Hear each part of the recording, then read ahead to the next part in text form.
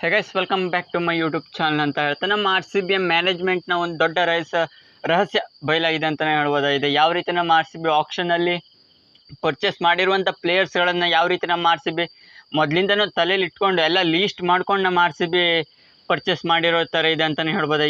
ಇವಾಗೆಲ್ಲ ಅದೆಲ್ಲ ರಿವೀಲ್ ಆಗ್ತಾ ಇದೆ ಅಂತಲೇ ಹೇಳ್ಬೋದಾಗಿದೆ. ಯಾವ್ಯಾವ ರೀತಿ ಪ್ಲ್ಯಾನ್ ಮಾಡ್ಕೊಂಡು ನಮ್ಮ R C B management ready ಇತ್ತು ಎಲ್ಲ ಪ್ಲೇಯರ್ಸ್ಗಳನ್ನ ಪರ್ಚೇಸ್ ಮಾಡಲಿಕ್ಕೆ.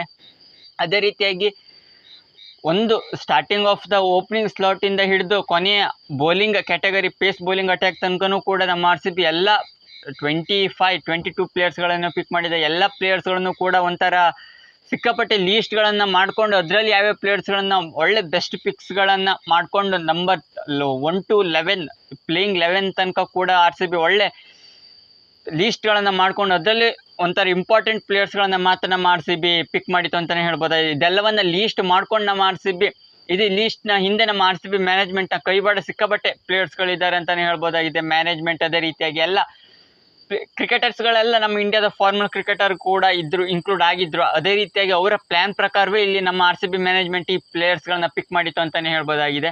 ಅದೇ ರೀತಿಯಾಗಿ ಇವಾಗೆಲ್ಲ ಎಪಿಸೋಡ್ ಪ್ರಕಾರ ಒಂದೊಂದೇ ರಿವೀಲ್ ಆಗ್ತಾ ಇದೆ ಅಂತಲೇ ಹೇಳ್ಬೋದಾಗಿದೆ. ನಮ್ಮ ಆರ್ ಸಿ ಬಿ ಯಾವ ರೀತಿ ರಿವೀಲ್ ಮಾಡ್ತಾ ಇದೆ, ಅದೇ ರೀತಿ ಯಾವ ರೀತಿ ಪರ್ಚೇಸ್ನ ಹಿಂದೆ ಯಾರ್ಯಾರು ಕೈವಾಡಿದೆ, ಅದೇ ರೀತಿ ಯಾವ ರೀತಿ ಪ್ಲ್ಯಾನ್ನ ಅಳವಡಿಸ್ಕೊಂಡಿತ್ತು ನಮ್ಮ ಆರ್ ಸಿ ಬಿ ಮ್ಯಾನೇಜ್ಮೆಂಟ್ ಅಂತ ನಾನು ನಿಮಗೆ ತಿಳಿಸ್ಕೊಡ್ತೇನೆ.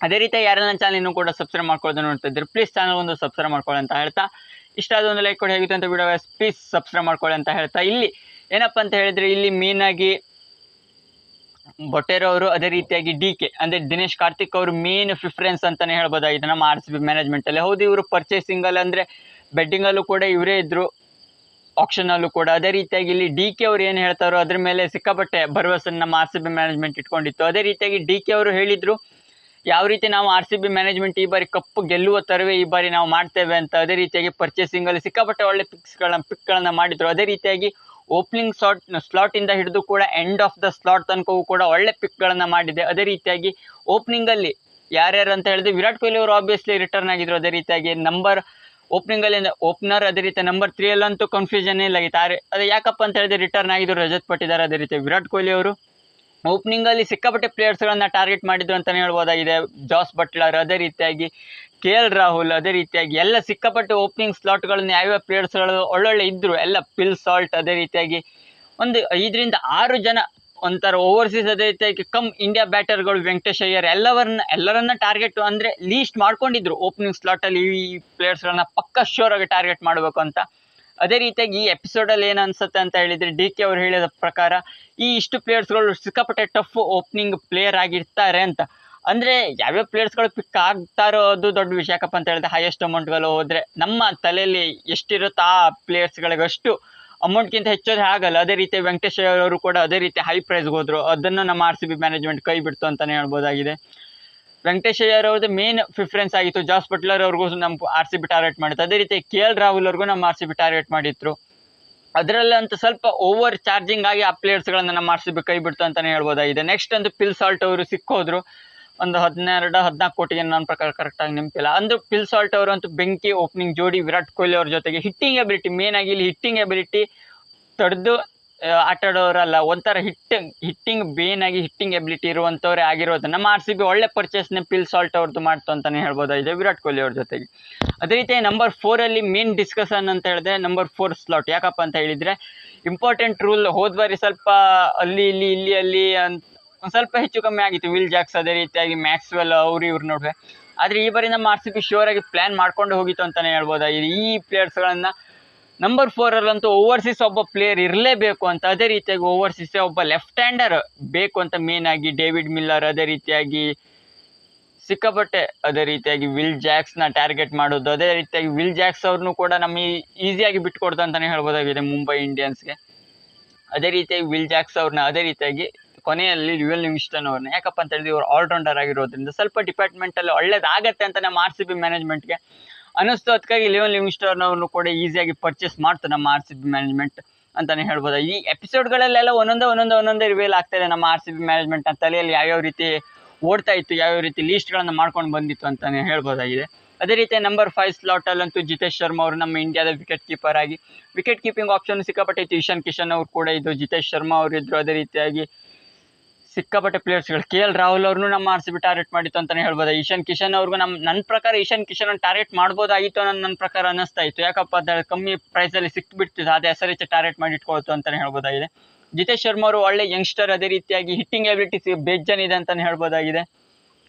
ಹೋದ್ಬರಿ ಪಂಜಾಬ್ ಕಿಂಗ್ಸಲ್ಲೂ ಕೂಡ ಉತ್ತಮವಾಗಿ ಆಟ ಆಡಿರುವಂಥ ಜಿತೇಶ್ ಶರ್ಮಾ ಅವ್ರು ನಮ್ಮ RCB ಒಳ್ಳೆ ಪರ್ಚೇಸ್ನೇ ಮಾಡಿತ್ತು ಅಂತಲೇ ಹೇಳ್ಬೋದಾಗಿದೆ. ಈ ಎಪಿಸೋಡ್ಗಳಲ್ಲೆಲ್ಲ DK ಅವರ ಕೈವಾಡವೇ ಹೆಚ್ಚು ನಮ್ಮ RCB ಮ್ಯಾನೇಜ್ಮೆಂಟ್ ಏನು ತಲೆಯಲ್ಲಿತ್ತು ಈ ಪ್ಲೇಯರ್ಸ್ಗಳನ್ನ ಟಾರ್ಗೆಟ್ ಮಾಡೋದಂತ ಎಲ್ಲ ಲೀಸ್ಟ್ ಮಾಡ್ಕೊಂಡು ಈ ಪ್ಲೇಯರ್ಸ್ಗಳನ್ನು ಪರ್ಚೇಸ್ ಮಾಡಲೇಬೇಕು ಎಷ್ಟೇ ಅಮೌಂಟ್ ಆದರೂ ಅಂತ ಲೀಸ್ಟಲ್ಲಿತ್ತು. ಅದಕ್ಕಿಂತ ಓವರ್ ಚಾರ್ಜಿಂಗ್ ಆದವ್ರನ್ನ ಮಾತ್ರ ನಮ್ಮ RCB ಮ್ಯಾನೇಜ್ಮೆಂಟ್ ಬಿಡ್ತು ಅಂತಲೇ ಹೇಳ್ಬೋದಾಗಿದೆ. ಆಲ್ರೌಂಡರ್ಸ್ಗಳ ಕ್ಯಾಟಗರಿಯಲ್ಲಿ ಕೃಣಾಲ್ ಪಾಂಡ್ಯ, ಅದೇ ರೀತಿಯಾಗಿ ಬೇಜಾನ್ ಸ್ವಪ್ನಿಲ್ ಸಿಂಗ್ ಅವ್ರನ್ನೂ ಮತ್ತೆ ರಿಟರ್ನ್ ಮಾಡ್ತು. ಮನೋಜ್ ಬಾಂಡ್ಗೆ ಅವರ ಪರ್ಫಾರ್ಮೆನ್ಸ್ ವೈಸ್ ನೋಡ್ತಾ ಇದ್ರೆ ಅವ್ರನ್ನೂ ಕೂಡ ರಿಟರ್ನ್ ಮಾಡ್ತು ಅಂತಲೇ ಹೇಳ್ಬೋದಾಗಿದೆ. ಇಲ್ಲಿ ಮೇನ್ ಆಗಿ ಪ್ರಿಫರೆನ್ಸ್ ಫ್ಯಾನ್ಸ್ಗಳ ವೋಟಿಂಗ್ ಪ್ರಕಾರ ನಮ್ಮ RCB ಮ್ಯಾನೇಜ್ಮೆಂಟ್ ಇಲ್ಲಿ ಪ್ಲೇಯರ್ಸ್ಗಳನ್ನ ಪಿಕ್ ಮಾಡಿದ್ದು ಅಂತಲೇ ಹೇಳ್ಬೋದಾಗಿದೆ. ಯಾರ್ಯಾರಿಗೆ ಹೈ ಪ್ರೈಸ್ ಅಂದರೆ ಭುವನೇಶ್ವರ್ ಕುಮಾರ್ ಅವರು ಕೂಡ ಫ್ಯಾನ್ಸ್ಗಳ ಆಸೆಯಿಂದನೇ ಈ ಬಾರಿ ವೋಟಿಂಗ್ ಆಪ್ಷನ್ ಇರೋದ್ರಿಂದ ನಮ್ಮ RCB ಮ್ಯಾನೇಜ್ಮೆಂಟ್ ಆಪ್ಷನ್ಗಿಂತ ಮೊದಲೇ ವೋಟಿಂಗ್ ಆಪ್ಷನ್ ಬಿಟ್ಟಿತ್ತು. ಅದರಲ್ಲೇ ಫ್ಯಾನ್ಸ್ಗಳು ಸಿಕ್ಕಾಪಟ್ಟೆ ಬೇಜಾನ್ ಫ್ಯಾನ್ಸ್ಗಳು ವೋಟಿಂಗ್ ಮಾಡಿದ್ರು ಅಂತಲೇ ಹೇಳ್ಬೋದು. ಅದೇ ರೀತಿ ಭುವನೇಶ್ವರ್ ಕುಮಾರ್ಗೆ ಇದ್ದ 50-60% ಲೆಕ್ಕ ಭುವನೇಶ್ವರ್ ಕುಮಾರ್ ಅವರು ಮತ್ತೆ ಬ್ಯಾಕ್ ಆಗಬೇಕು ಅಂತ ಎಲ್ಲ RCB ಅಭಿಮಾನಿಗಳು ಬಯಸ್ತಿದ್ರು. ಅದಕ್ಕಾಗಿ ಈ ಬಾರಿ ನಮ್ಮ RCB ಮ್ಯಾನೇಜ್ಮೆಂಟ್ ಮತ್ತೆ ಭುವನೇಶ್ವರ್ ಕುಮಾರ್ ಅವ್ರನ್ನೂ ಕೂಡ ಬ್ಯಾಕ್ ಮಾಡ್ತು. ಅದೇ ರೀತಿಯಾಗಿ ಎಕಾನಮಿಕಲ್ ಜಾಶ್ ಹ್ಯಾಜಲ್ವುಡ್ ಅವ್ರು ಹೋದ ಬಾರಿ RCB ಬಿಡಬಾರ್ದಾಗಿತ್ತು, ಆದರೂ ಬಿಟ್ಟಿತ್ತು. ಅದೇ ರೀತಿ ಈ ಬಾರಿ ಮತ್ತೆ ಎಕಾನಮಿಕಲ್ ಬೌಲರ್ ಅಂದರೆ ಜಾಶ್ ಹ್ಯಾಜಲ್ವುಡ್ ಅವರು ನಮ್ಮ ಮತ್ತೆ ರಿಟರ್ನ್ ಆಗಿದ್ದಾರೆ ಅಂತಲೇ ಹೇಳ್ಬೋದು. ಅದೇ ರೀತಿಯಾಗಿ ಇಲ್ಲಿ ಒಂದು ಡಿಪಾರ್ಟ್ಮೆಂಟ್ ನನ್ನ ಪ್ರಕಾರ ಸ್ವಲ್ಪ ಹಿಂದೆ ಉಳಿದ ಏನಪ್ಪ ಅಂತ ಹೇಳಿದ್ರೆ ಕೃಣಾಲ್ ಪಾಂಡ್ಯ, ಸ್ವಪ್ನಿಲ್ ಸಿಂಗ್ ಇದ್ದಾರೆ, ಆದರೂ ಕೂಡ ಮೇನ್ ಸ್ಪಿನ್ನರ್ ಆಗಿ ಸುರೇಶ್ ಶರ್ಮಾ ಸ್ವಲ್ಪ ಯಂಗ್ಸ್ಟರ್, ಅದೇ ರೀತಿಯಾಗಿ ಅಷ್ಟೊಂದು ಅನುಭವ ಇಲ್ಲದೆ ಇರೋದು ನನ್ನ ಪ್ರಕಾರ ಅದೊಂದು ಡಿಪಾರ್ಟ್ಮೆಂಟ್ ಸ್ವಲ್ಪ ಸ್ಲೋ ಆಯಿತು. ಚಹಲ್ ಅವ್ರಿಗೆ ಟಾರ್ಗೆಟ್ ಮಾಡ್ಬೋದಾಯಿತು, ಆದರೆ ಅವರು ಔಟ್ ಆಫ್ ದ ರೇಂಜ್ ಅಂದರೆ ಅನ್ಎಕ್ಸ್ಪೆಕ್ಟೆಡ್ ಹೈ ಪ್ರೈಸ್ಗೆ ಹೋದ್ರು ಅಂತಲೇ ಹೇಳ್ಬೋದಾಗಿದೆ. ಚಹಲ್ ಅವರು ಪಂಜಾಬ್ ಕಿಂಗ್ಸ್ಗೆ ಅಂತಲೇ ಹೇಳ್ಬೋದಾಗಿದೆ. ಅದು ಸ್ವಲ್ಪ ಬೇಸರ ಆಗುತ್ತೆ. ಸ್ಪಿನ್ನರ್ಸ್ಗೂ ಒಂದು ಟಾರ್ಗೆಟ್ ಮಾಡಲ್ದೇ ಇರೋದು ಇದು ಸ್ವಲ್ಪ ಮ್ಯಾನೇಜ್ಮೆಂಟಿಂದ ಸ್ವಲ್ಪ ಗೊಂದಲ ಅಂತಲೇ ಹೇಳ್ಬೋದು. ಆದರೆ ಮತ್ತೆ ಎಲ್ಲ ಓವರಾಲ್ ನೋಡ್ತಾ ಇದ್ರೆ ನಮ್ಮ RCB ಮ್ಯಾನೇಜ್ಮೆಂಟ್ ಬಿಂದಾಸ್ ಆಗಿ ಆಪ್ಷನ್ ಮಾಡಿಕೊಂಡು ಇದೆಲ್ಲದ ಸೂತ್ರಧಾರಿ ನಮ್ಮ ದಿನೇಶ್ ಕಾರ್ತಿಕ್ ಅಂದರೆ DK ಅವರು ಅಂತಲೇ ಹೇಳ್ಬೋದಾಗಿದೆ. ಒಂಥರ ಒಳ್ಳೆ ಆಪ್ಷನ್ ನಮ್ಮ RCB ಮ್ಯಾನೇಜ್ಮೆಂಟ್ ಮಾಡಿದೆ. ಇದೆಲ್ಲ ಆಗೋಗೋದು ಏನು ಮಾಡ್ಲಿಕ್ಕೆ ಬರಲ್ಲ. ಆದರೆ ಇವಾಗ ಎಲ್ಲ ರಿವೀಲ್ ಆಗ್ತಾ ಇದೆ ಎಪಿಸೋಡ್ಗಳ ಪ್ರಕಾರ ಯಾವ್ಯಾವ ರೀತಿ ಒಂದೊಂದು ಪ್ಲೇಯರ್ಸ್ಗಳಿಗೆ ಎಷ್ಟು ಲೀಸ್ಟ್ಗಳನ್ನು ಮಾಡಿಕೊಂಡು ಮೊದಲೇ ಪ್ರಿಪೇರ್ ಹಾಕೊಂಡು ನಮ್ಮ RCB ಮ್ಯಾನೇಜ್ಮೆಂಟ್ ಬಂದಿತ್ತು ಅಂತ. ನಿಮ್ಗೇನು ಅನ್ಸುತ್ತೆ? ನಮ್ಮ RCB ಮ್ಯಾನೇಜ್ಮೆಂಟ್ ಒಳ್ಳೆ ಪಿಕ್ಗಳನ್ನೇ ಮಾಡಿದೆ ಅಂತ ನಿಮ್ಮ ಪ್ರಕಾರ ಅನ್ನಿಸ್ತಾ ಇದೆ. ಆದರೆ ಈ ಪ್ಲೇಯರ್ಸ್ಗಳು ಒಳ್ಳೊಳ್ಳೆ ಎಪಿಸೋಡ್ಗಳ ಪ್ರಕಾರ ಬರ್ತಿರೋದ್ರಿಂದ ಎಲ್ಲ ರಿವೀಲ್ ಆಗ್ತಿದೆ ಅಂತ ನಾನು ನಿಮಗೆ ತಿಳಿಸ್ಕೊಟ್ಟಿದ್ದೇನೆ. ನಿಮಗೆ ಈ ವಿಡಿಯೋ ಇಷ್ಟ ಲೈಕ್ ಶೇರ್ ಕಮೆಂಟ್ ಮಾಡಿ. IPL ಕ್ರಿಕೆಟ್ನ ಹೆಚ್ಚಿನ ಇನ್ಫಾರ್ಮೇಷನ್ಗೋಸ್ಕರ ಚಾನಲ್ ಬಂದು ಸಬ್ಸ್ಕ್ರೈಬ್ ಮಾಡ್ಕೊಳ್ಳಿ ಅಂತ ಹೇಳ್ತಾ ಸಿಗೋಣ ಮುಂದಿನ ವಿಡಿಯೋದಲ್ಲಿ.